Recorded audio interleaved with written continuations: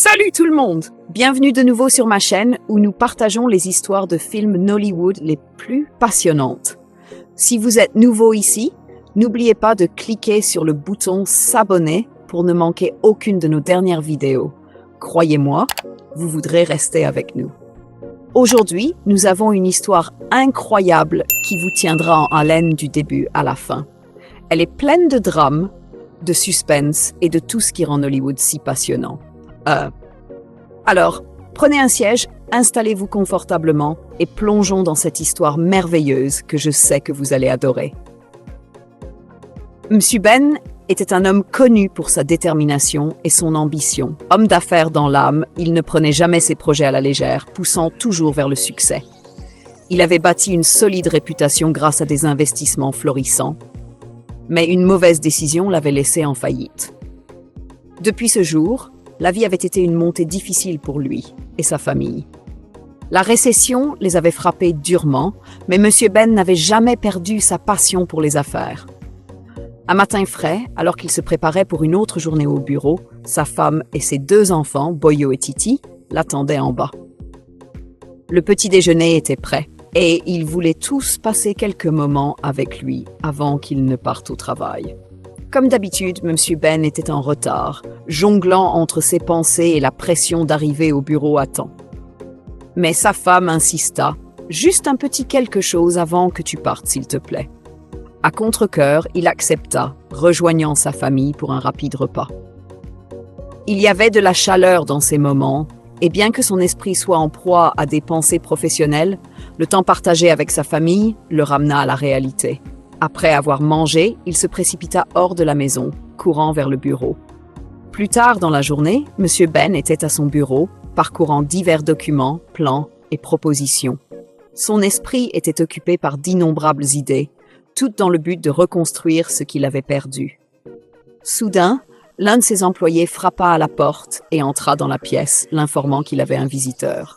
« Qui est-ce » demanda-t-il, toujours à moitié concentré sur ses papiers. « Votre meilleur ami, Monsieur Jumbo » répondit-elle. Surpris et ravi, Monsieur Ben lui demanda de le laisser entrer. Monsieur Jumbo entra avec un sourire et ils se saluèrent chaleureusement. Cela faisait un moment qu'ils ne s'étaient pas vus et ils tombèrent rapidement dans une conversation facile. Ils discutèrent de la vie, du travail et de vieux souvenirs pendant un moment avant que Monsieur Jumbo ne parte, laissant Monsieur Ben se sentir un peu plus léger mais toujours accablé par ses projets. Le lendemain, Monsieur Ben se retrouva à travailler de chez lui, assis dans le salon avec son ordinateur portable. Alors qu'il se concentrait sur un design qu'il révisait, son fils Boyo entra et le salua. Juste au moment où Boyo s'apprêtait à partir, Monsieur Ben l'appela. « Viens ici un instant », dit-il lui faisant signe de s'asseoir à ses côtés. Boyo était un peu surpris mais obéit à son père. Ben tourna l'écran de son ordinateur portable vers Boyo. « Que penses-tu de ce design ?» demanda-t-il, lui montrant un concept commercial complexe sur lequel il travaillait. Les yeux de Boyo s'écarquillèrent en le regardant. « Wow, papa, c'est incroyable !» s'exclama-t-il. Monsieur Ben sourit. « Tu le penses vraiment ?»« Absolument !» répondit Boyo. Encouragé, Monsieur Ben prit son téléphone. « Je dois appeler Monsieur Jumbo » dit-il, composant rapidement son numéro.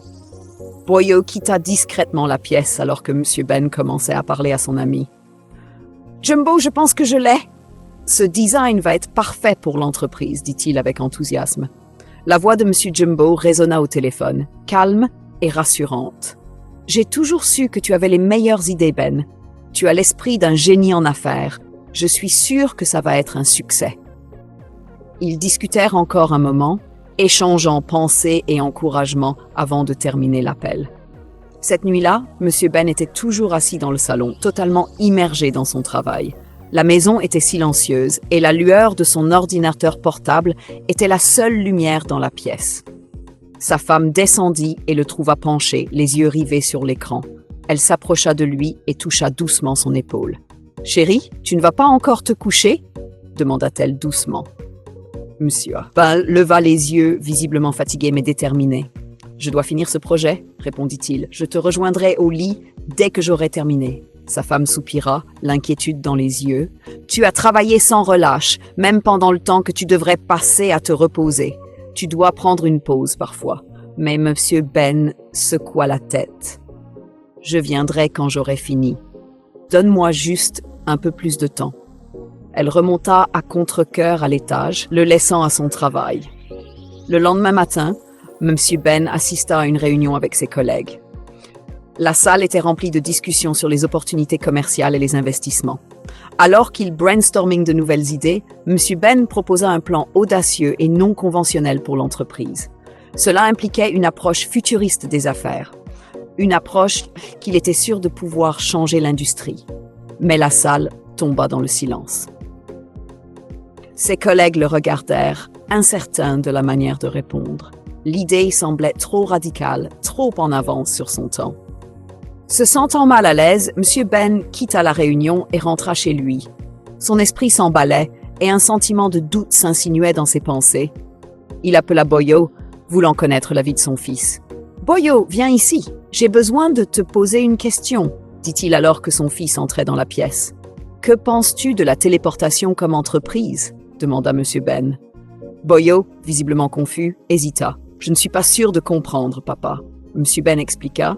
J'ai pensé à créer une machine qui pourrait téléporter des gens, quelque chose qui pourrait rendre le transport plus rapide et plus efficace. Qu'en penses-tu? Les yeux de Boyo s'illuminèrent à nouveau. C'est une idée géniale, papa. Je n'ai jamais entendu parler de quelque chose comme ça. Monsieur Ben sourit, sentant une étincelle d'espoir. Tu vois, c'est de ça dont je parle. Mais au fond de lui, l'incertitude persistait. Le lendemain matin, M. Ben erra dans son salon, se sentant agité. Son esprit était occupé par des doutes et des questions sur la faisabilité de sa dernière idée. Il s'arrêta, glissa ses mains dans ses poches et soupira lourdement. Avec un soudain élan de détermination, il prit son téléphone et appela M. Jumbo. « J'ai une idée d'entreprise, » dit-il dès que son ami décrocha. « Mais il y a un problème. Je n'ai pas assez d'argent pour y investir. » Monsieur Jumbo marqua une pause au bout du fil, clairement surpris par la révélation de Monsieur Ben. « Ben, tu es sérieux ?» Monsieur Ben avait toujours été un homme de vision, rempli d'idées innovantes et de rêves qui dépassaient l'ordinaire. Bien que la vie lui ait infligé un coup dur après la faillite de son entreprise, son esprit entrepreneurial n'avait jamais disparu. Cependant, c'était cette ambition même qui l'amenait souvent à des aventures à haut risque. Sa dernière idée était quelque chose de audacieux, quelque chose qui, si cela réussissait, pourrait changer le monde pour toujours. Monsieur Jumbo, pour partager sa dernière entreprise. Monsieur Jumbo était habitué au flux constant d'idées de Monsieur Ben, dont certaines avaient connu le succès par le passé, tandis que d'autres avaient été moins chanceuses. Cette fois-ci, le concept que Monsieur Ben proposait était différent de tout ce qu'il avait jamais évoqué auparavant. « De quel type d'entreprise parles-tu qui nécessite un investissement aussi énorme ?» demanda M. Jumbo, sincèrement curieux. M. Ben prit une profonde inspiration et expliqua. « C'est une idée d'entreprise de téléportation. Imagine une machine qui peut transporter des gens d'un endroit à un autre en quelques secondes. Plus de longs vols, plus de bouchons. Les gens pourraient voyager à travers le monde en un clin d'œil. C'est l'avenir, Jumbo, et si nous entrons tôt, nous pourrions gagner des millions, voire des milliards. » Monsieur Jumbo resta silencieux, stupéfait, au bout du fil. « Ben, es-tu sûr que cela va fonctionner? La téléportation semble risquée. Est-ce que quelqu'un a déjà fait quelque chose comme ça auparavant? » La voix de Monsieur Ben était pleine de confiance. « Je suis sûr, Jumbo. J'ai fait des recherches et j'ai un prototype solide en tête. Cela va être révolutionnaire. Nous serons les pionniers d'une nouvelle ère dans le transport. » Malgré les assurances de M. Ben, M. Jumbo restait sceptique. « Je te connais depuis des années et j'ai toujours admiré tes idées. Mais celle-ci, Ben, je ne sais pas. Ça semble trop farfelu. Et si ça ne fonctionne pas? » « Ça va fonctionner, » insista M. Ben. « Je le sens. Nous avons juste besoin de l'investissement initial pour le lancer et les retours seront astronomiques. » Après une longue pause, M. Jumbo soupira. « Je n'ai pas le montant total que tu demandes, mais je peux te donner la moitié de ce dont tu as besoin. Je te soutiendrai parce que je te fais confiance. Mais je dois être honnête, je ne suis pas encore entièrement convaincu. » M. Ben ressentit un élan de soulagement. « Merci, Jumbo. Je te promets que tu ne le regretteras pas. » Ils raccrochèrent, Mais alors que M. Ben se laissait tomber sur sa chaise, le poids de la réalité commençait à s'installer. Même avec la contribution de M. Jumbo, il était encore très loin du montant dont il avait besoin pour donner vie à son idée de téléportation. Son esprit s'emballait avec des possibilités, et alors qu'il regardait autour de son bureau, plongé dans ses pensées, sa femme entra dans la pièce. « Ben, je t'appelle depuis 1 minute, dit-elle en s'approchant de lui et en lui tapotant doucement l'épaule. Sortant de ses pensées, il leva les yeux vers elle. « Désolée, chérie, j'étais dans mes pensées. » Elle avait l'air inquiète. « Tout va bien? Tu sembles préoccupée. » Miss Ben força un sourire, essayant de cacher le stress financier qu'il subissait. « Tout va bien. Juste quelques affaires, rien de grave. » Sa femme n'était pas entièrement convaincue, mais elle laissa tomber pour le moment, le laissant seul avec ses pensées. 2 jours plus tard, M. Ben prit une décision audacieuse et secrète. Désespéré de sécuriser des fonds pour son projet de téléportation, il se rendit à la banque pour demander un gros prêt. Il utilisa la maison familiale comme garantie, sachant pertinemment que sa femme ne savait rien de ce mouvement risqué. Le prêt était énorme, mais c'était le seul moyen pour lui de lancer le projet. En signant les papiers, un mélange d'excitation et de peur le parcourut. Ce soir-là, M. Ben rentra chez lui avec une étrange énergie. Son visage était illuminé d'excitation, un contraste frappant avec la tension qui s'était accumulée dans leur foyer depuis des mois. Sa femme, remarquant son humeur inhabituellement joyeuse, demanda « Chérie, quel est le secret derrière ce sourire? On dirait que tu viens de gagner à la loterie. » M. Ben sourit de manière cryptique et balaya ses questions d'un geste. « Ne t'inquiète pas, ma chère, tu le sauras bientôt. » Il se dirigea rapidement à l'étage, la laissant debout dans la cuisine, perplexe et curieuse. Les années passèrent et l'excitation qui avait autrefois alimenté le projet de téléportation de M. Ben se transforma en désespoir. Un soir, il était assis dans sa chambre, ayant l'air vaincu et accablé. Sa femme entra dans la pièce, sentant la lourdeur dans l'air. Elle savait que quelque chose n'allait pas, mais elle ne l'avait pas pressé pour des détails, lui faisant confiance pour partager quand le moment serait venu. Cette fois, il prit la parole en premier. « Je dois te dire quelque chose, » dit-il doucement, évitant son regard. Elle s'assit, le cœur battant d'anticipation. « Qu'est-ce que c'est ?» demanda-t-elle. Ben prit une profonde inspiration et avoua enfin ce qu'il avait caché si longtemps. « Il y a quelques années, j'ai pris un prêt pour investir dans une idée d'entreprise. J'ai utilisé notre maison comme garantie. » Les yeux de sa femme s'élargirent de choc. « Quoi? Quelle entreprise? » C'était pour le projet de téléportation. La première phase a bien fonctionné, mais quand j'ai essayé de me développer et de lancer la deuxième phase, il y a eu une explosion à l'usine. Le projet a échoué et maintenant la banque me réclame de l'argent. Ils ont menacé de prendre la maison. Madame Ben resta là, figée en silence, l'esprit en ébullition. Elle était en colère, confuse et profondément blessée par le secret qu'il avait gardé. Il avait tout risqué, leur maison, leur avenir, sans lui dire. Finalement, elle se leva, trop accablée pour parler. Elle monta à l'étage, laissant M. Palmer, Ben seul avec sa culpabilité et ses regrets. Le lendemain, M. Ben était dans le salon quand il entendit frapper à la porte. Son cœur se serra en l'ouvrant pour trouver les agents de recouvrement de créances devant lui. Ils avaient l'air sévères, mais respectueux, connaissant sa réputation dans la communauté. Il les supplia. « S'il vous plaît, je sais que les temps sont durs, mais je vous rembourserai. J'ai juste besoin de plus de temps. » Après quelques discussions, les agents acceptèrent de lui accorder un délai, reconnaissant son statut précédent en tant qu'homme d'affaires respecté. Ils partirent, mais l'anxiété de M. Ben demeura. Plus tard dans la journée, il était assis dans le salon, l'esprit embrouillé par l'inquiétude. Le regret d'avoir tout risqué pesait lourdement sur ses épaules. Sa femme, toujours compréhensive, remarqua son détresse et s'approcha de lui. Malgré sa colère, elle ne pouvait pas supporter de le voir dans un tel tourment. « Ça ira », dit-elle doucement, essayant de le réconforter. « Nous avons traversé des moments difficiles auparavant. Nous surmonterons cela aussi. » You need any assessment or have specific request?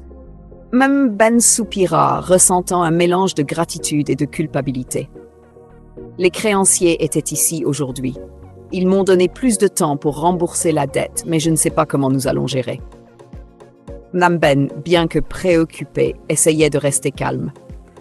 Nous allons trouver une solution. D'une manière ou d'une autre, nous y parvenons toujours. Mais au fond d'eux-mêmes, ils savaient tous les deux que le chemin à parcourir serait long et difficile.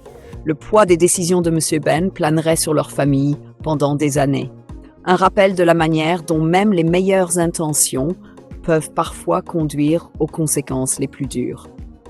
Le fardeau de la ruine financière continuait de peser lourdement sur M. Ben et sa famille. Chaque jour qui passait apportait plus de difficultés, et il semblait qu'il n'y avait pas de fin en vue. Un après-midi, Boyo, le jeune fils de M. Ben, rentra de l'école plus tôt que d'habitude. Son visage était abattu, et il avançait lentement, portant une grande tristesse. M. Ben, assis à la table de la cuisine, fut surpris de le voir. « Boyo, pourquoi es-tu rentré si tôt ?»« Quelque chose s'est passé. » Boyo hésita un instant, puis dit doucement.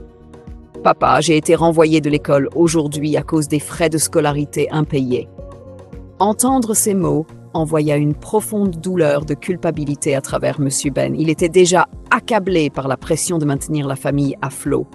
Et maintenant son fils souffrait à cause de ses erreurs financières. « Je m'en occuperai, mon fils. Ne t'inquiète pas, » dit M. Ben, essayant de le rassurer, bien qu'à l'intérieur, il se sentait plus impuissant que jamais. Un mois passa, et les choses ne firent qu'empirer. Les créanciers, qui avaient autrefois été indulgents à cause de la réputation de M. Ben, revinrent chez lui. Cette fois, il n'était pas disposé à négocier. Ils entrèrent en trombe, ignorant ses supplications pour plus de temps, et forcèrent la famille à quitter la maison. Se tenant dans la rue avec sa femme et ses enfants, M. Ben était rempli de confusion et de désespoir. Son entreprise autrefois prospère, ses espoirs d'un avenir meilleur et la maison qu'il avait bâtie pour sa famille, tout était parti. Désespéré, M. Ben essaya de contacter ses amis, des personnes qu'il avait autrefois admirées pour son esprit entrepreneurial. Mais aucun d'eux n'était prêt à l'aider. Sa réputation avait subi trop de dommages et les gens avaient trop peur de s'associer à lui maintenant. N'ayant nulle part où se tourner, il décida de déplacer sa famille à la périphérie d'une autre ville, où il avait lentement construit une petite maison.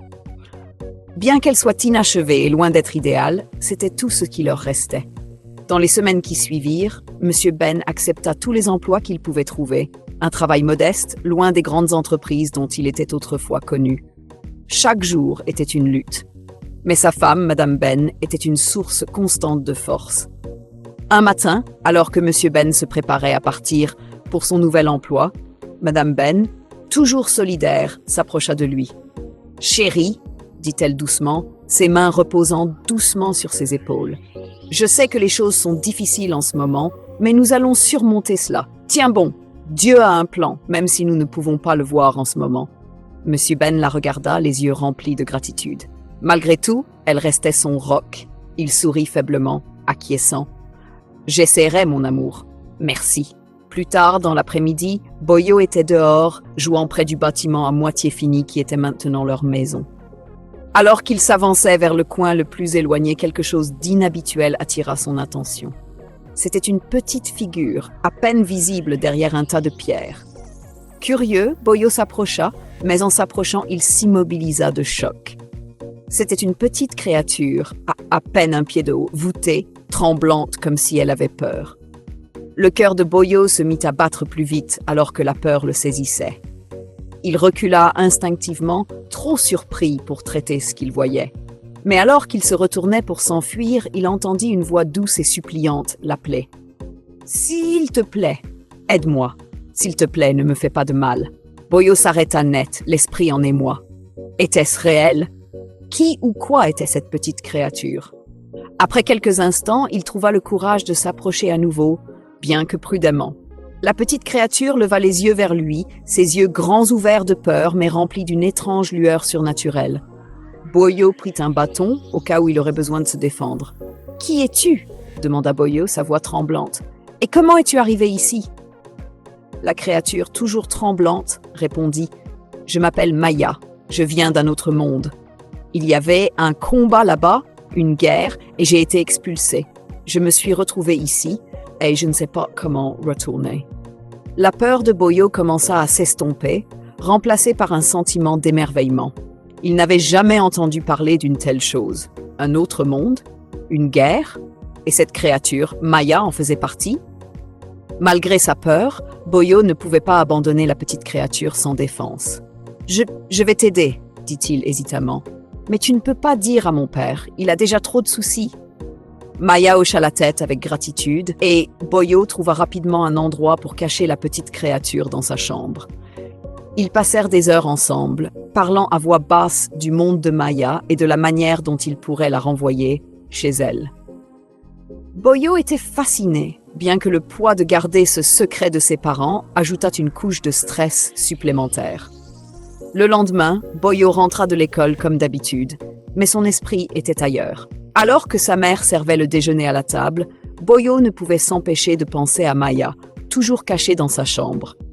Il toucha à peine sa nourriture, jetant des coups d'œil répétés vers le couloir. Madame Ben remarqua son comportement inhabituel. « Boyo, ça va? Tu n'as pas beaucoup mangé et tu as l'air distrait. » Boyo secoua rapidement la tête, forçant un sourire. « Tout va bien, maman, je n'ai juste pas envie de manger ici. Je vais finir ma nourriture dans ma chambre, si ça te va. » Ses parents échangèrent des regards perplexes, mais Madame Ben hocha la tête. « D'accord, mais assure-toi de bien manger. » Boyo s'en alla en hâte, portant son assiette à l'étage. Dès qu'il entra dans sa chambre, il ferma la porte derrière lui. Maya était assise tranquillement dans le coin, le regardant avec des yeux pleins d'espoir. Boyo s'assit à côté de la petite créature et lui offrit un peu de nourriture. « Tiens, tu dois avoir faim, » dit Boyo doucement, observant Maya qui acceptait avec gratitude le repas. Au cours des jours suivants, Boyo jongla avec sa vie secrète. Prendre soin de Maya, l'aider à rester caché de sa famille et aller à l'école comme si rien n'avait changé. Mais au fur et à mesure qu'ils passaient du temps ensemble, Boyo se rendit compte d'une chose. La présence de Maya n'était pas seulement un fardeau ou un secret à garder. C'était une opportunité, une chance d'aider quelqu'un qui avait été rejeté, tout comme sa famille avait été chassée de son foyer. Ensemble, Boyo et Maya commencèrent à élaborer un plan. Ils ne savaient pas comment, mais d'une manière ou d'une autre, ils étaient déterminés à trouver un moyen de renvoyer Maya chez elle. Et ce faisant, Boyo commença à retrouver un sentiment d'espoir, une croyance que, même au milieu des luttes de sa famille, il y avait encore moyen de réparer les choses. Plus tard dans la nuit, Boyo et Maya étaient assis tranquillement dans la chambre de Boyo, leur conversation étant axée sur la manière dont ils pourraient construire la machine pour renvoyer Maya chez elle.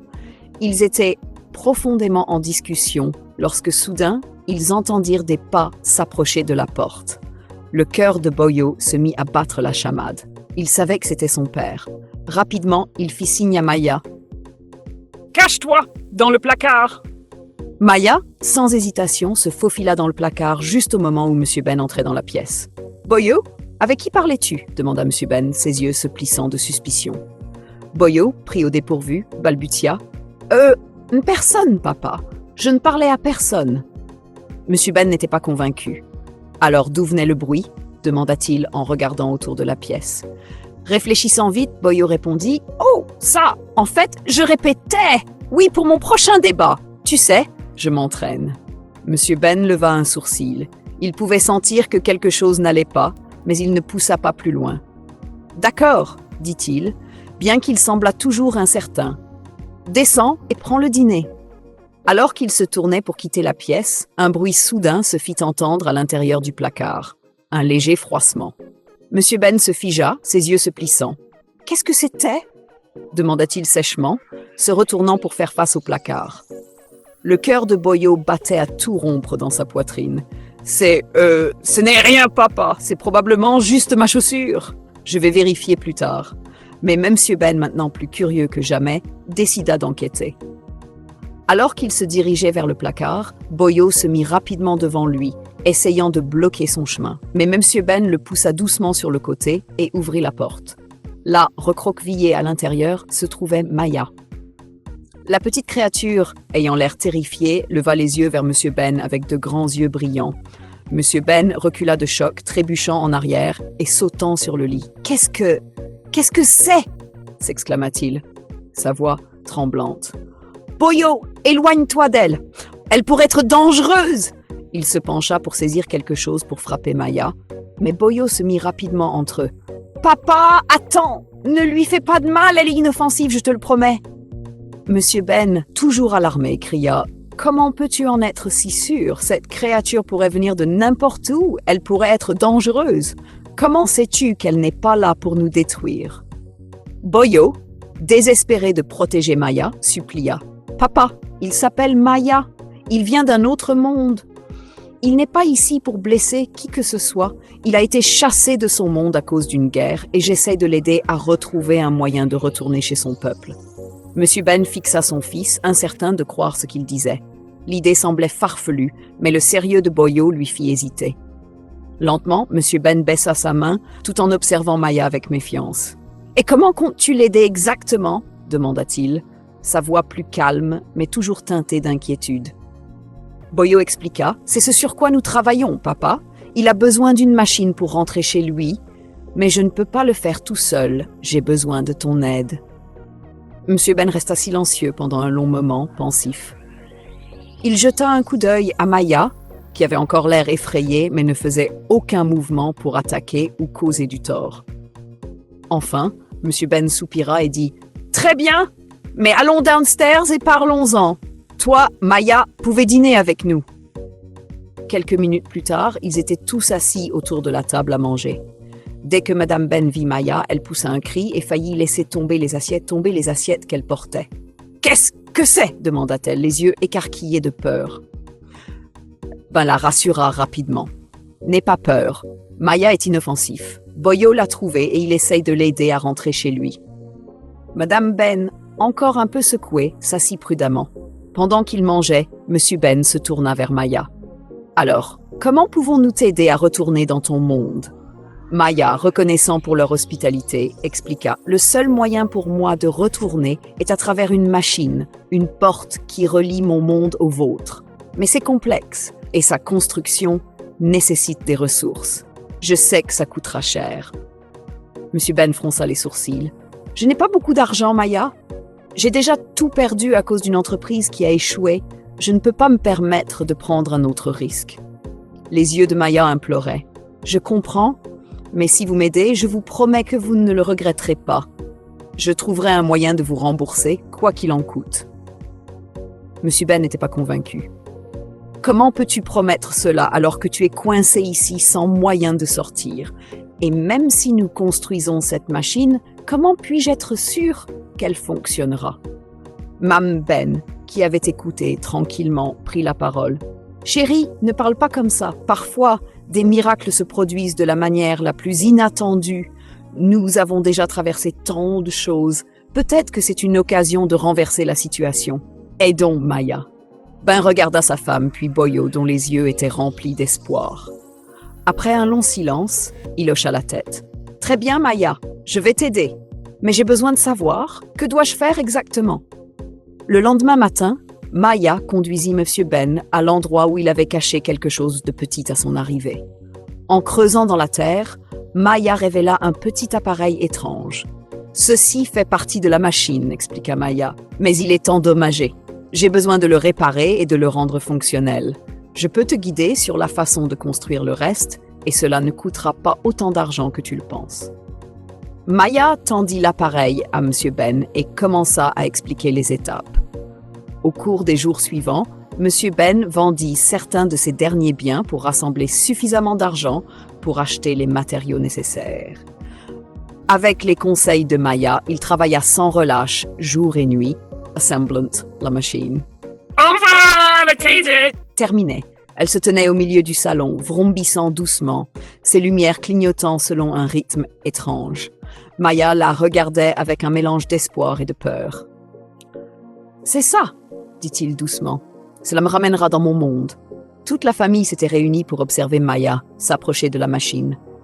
Avant qu'il ne pénètre dans le portail lumineux qui s'était formé, Maya se tourna vers Monsieur Ben. « Merci. Je n'oublierai jamais votre gentillesse. Voici, prenez ceci. » Il tendit à Monsieur Ben une petite boîte ornée, pas plus grande que la paume de sa main. « C'est un cadeau de mon monde. Vous ne comprendrez peut-être pas sa valeur maintenant, mais cela vous apportera une grande fortune. » Sur ce, Maya entra dans la machine et en un instant, il avait disparu. La machine s'éteignit et le salon retrouva son état normal. Monsieur Ben se tenait là, tenant la petite boîte, la regardant avec curiosité. Il n'avait aucune idée de ce qu'elle contenait, ni de la façon dont elle pourrait l'aider. Mais au fond de lui, quelque chose lui disait que le cadeau de Maya était plus précieux qu'il n'y paraissait. Au fil des jours, Monsieur Ben, encore sceptique, ouvrit finalement la boîte et découvrit à l'intérieur un cristal lumineux. Il ignorait alors que ce cristal détenait la clé pour changer à jamais la destinée de sa famille. Grâce au cadeau de Maya, la vie de Monsieur Ben et de sa famille allait bientôt prendre un tournant pour le mieux, prouvant que, même dans les moments les plus sombres, il y a toujours de l'espoir. Plus tard dans la journée, Monsieur Ben s'assit tranquillement dans sa chambre, regardant la petite boîte ornée que Maya lui avait donnée. La curiosité le rongeait. Pourquoi Maya, la mystérieuse petite créature d'un autre monde, lui aurait-il offert une pierre? Que cela pouvait-il bien signifier? Avec un soupir, Monsieur Ben ouvrit la boîte.